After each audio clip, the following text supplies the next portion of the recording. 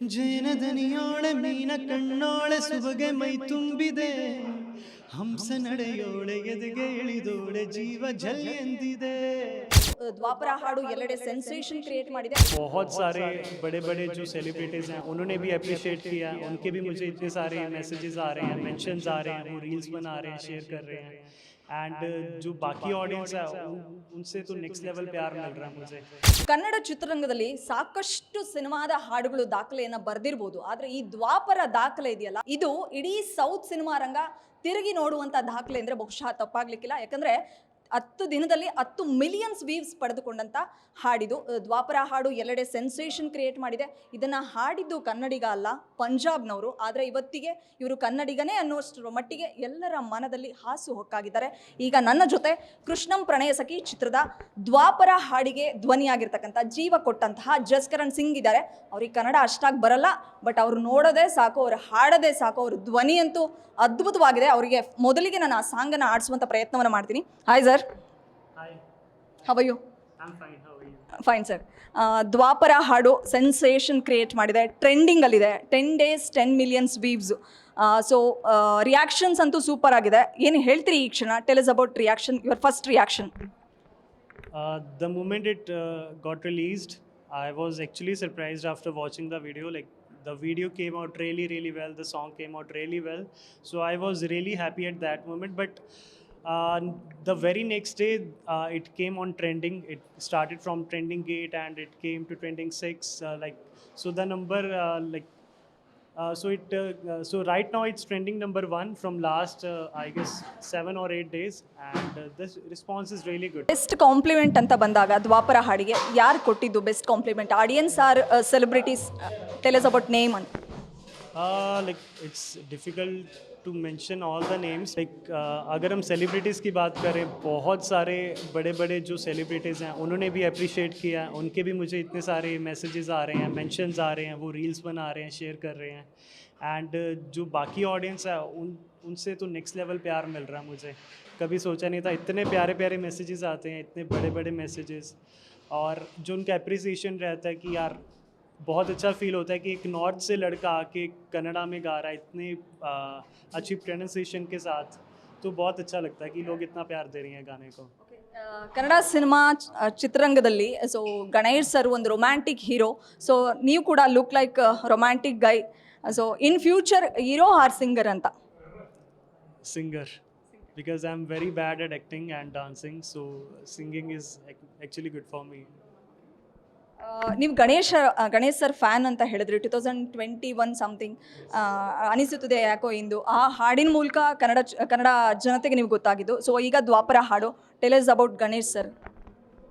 So my journey was very exciting because in 2021 there was someone booked a show in Bangalore, and I got to know that person.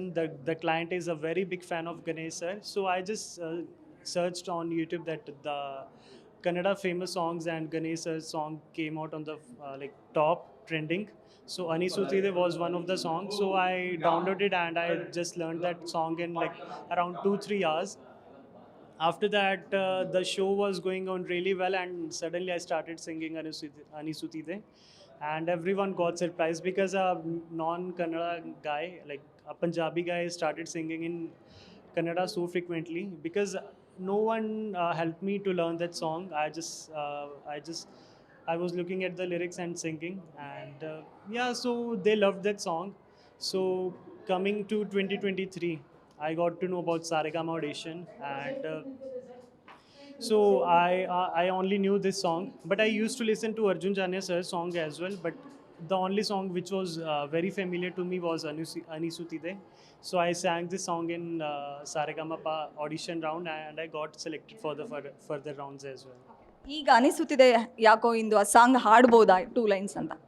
ಅನಿಸುತ್ತಿದೆ ಯಾಕೋ ಎಂದು ನೀನೇನೆ ನನ್ನವಳೆಂದು, ಮಾಯದ ಲೋಕದಿಂದ ನನಗಾಗೆ ಬಂದವಳೆಂದು, ಆಹಾ ಎಂಥ ಮಧುರ ಯಾತನೆ,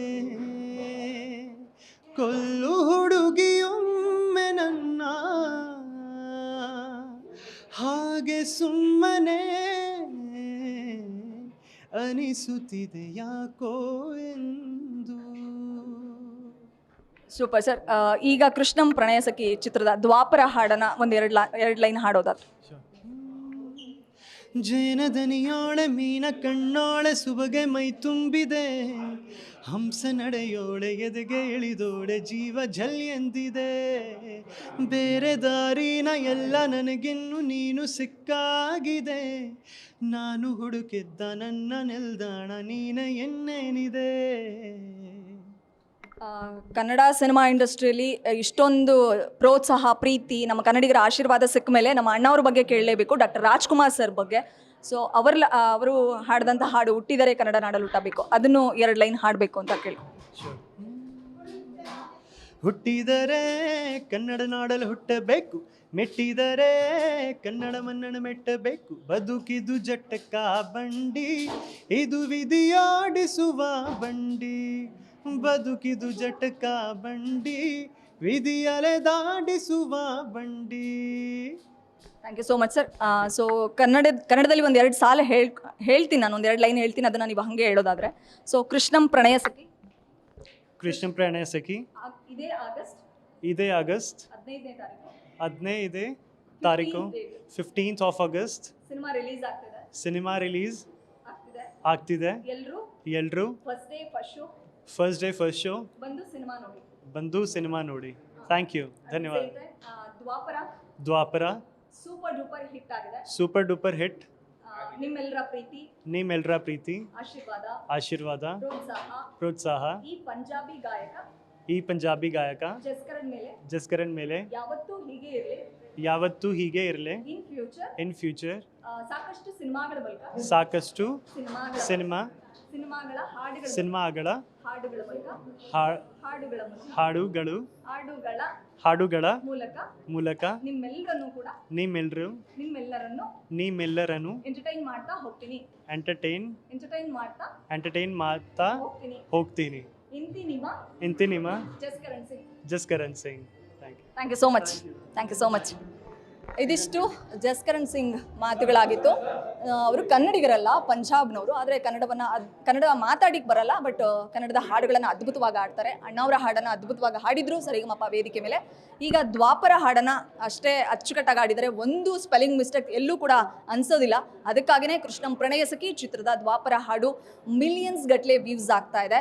ಸೊ ಇವತ್ತಿಗೆ 1 ಕೋಟಿಗೂ ಹೆಚ್ಚು ಜನ ನೋಡಿದ್ದಾರೆ ಆ ಹಾಡನ್ನು. ಸೊ ಇದೇ ರೀತಿ ಈ ಹಾಡು ಹೇಗೆ ಹಿಟ್ಟಾಯಿತು ಅದೇ ರೀತಿ ಸಿನಿಮಾ ಕೂಡ ಹಿಟ್ಟಾಗಲಿ ಅನ್ನೋದೇ ನಮ್ಮೆಲ್ಲರ ಆಶೆ. ಬೆಂಗಳೂರಿನಿಂದ ಕ್ಯಾಮ್ರಾ ಪರ್ಸನ್ ಗಿರೀಶ್ ಜೊತೆ Vishalakshi, entertainment bureau, guarantee news. Guarantee news, ಸುದ್ದಿ ಖಚಿತ, ನ್ಯಾಯ ನಿಶ್ಚಿತ.